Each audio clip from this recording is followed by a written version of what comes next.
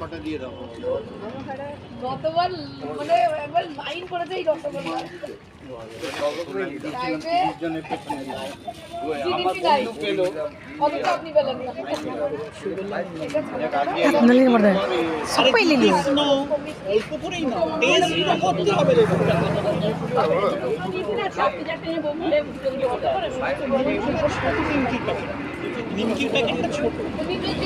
বাবা অনেক কিছু কেনাকাটা করে এসছো আজকে। রবিবারে বাজার, রবিবারে বাজার, রবিবারে মার্কেট। আজকে তাই বাড়ি ফেরার সময় তাই দেখতে পেলাম, বলো দেখি দাও লিস্ট। অর্পিতা অপূর্ব ঘি, মুর্শিদাবাদ, বহরমপুর। এরা ওই মা ওই ফেসবুকে দেখেছিল, দেখার পরে গেছে মানে ফেরার সময় দেখতে পেয়েছি না তো কখন বসে তাই জানি। কি কি নিয়েছো দেখো। বড়ি কলাই ডালের হিঙের বড়ি 460 টাকা কিলো। এটা বোধ হয় 100 গ্রাম না 200 গ্রাম থাকে 115 টাকা। এটা কি আছে? এই মধু, এটা সুন্দরবনের আসল মধু ওরা বলছে। খুলে তো স্মেলটা করলাম, বেশ ভালোই ছিল। হ্যাঁ মধু যেন কত, দাঁড়াও মধু কত যেন, মধু হ্যাঁ 800 টাকা কেজি, 400 গ্রামের দাম 320 টাকা।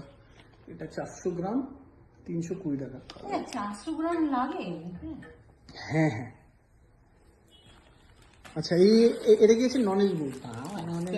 তুমি তো ননেল গুড়টাও আমি পুরো গন্ধ শুকলাম ভালো। ননেল গুড়টা হচ্ছে কত যেন গুড়, 400 গ্রামের দাম 200 টাকা। এই ঠেকুয়া মা অনেকদিন ধরে বলছিল ঠেকুয়া খাবো, তাই পেলাম। ওদের 5টা করেই প্যাকেট থাকে, 125 টাকা দাম। আর 10টার প্যাকেট নিলে ওটা হচ্ছে 20 টাকা।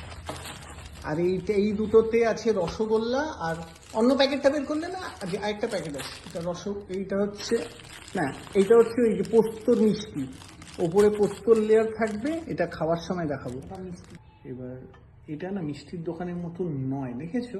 মানে আমার টেক্সচারটা পুরো বাড়িতে বানানোর মতো। এমনিতে ভালো হবে, ভারী মানে ভারী আছে বলছে না, কোয়ালিটিটা ভালো। 30 টাকা করে এই মিষ্টিটা 30 টাকা। এই যে তোমার যে পোস্তর যেটা মিষ্টি, আর এটা 25 টাকা করে রসগোল্লা পাওয়া যায়। তো এই কটা কেনাকাটা করলাম।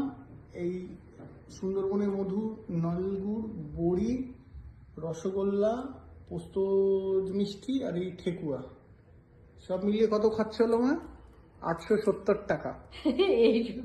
এইটুকু 870 টাকা। ঠিক আছে, খেয়ে বলবে কেমন হয়েছে। হ্যাঁ।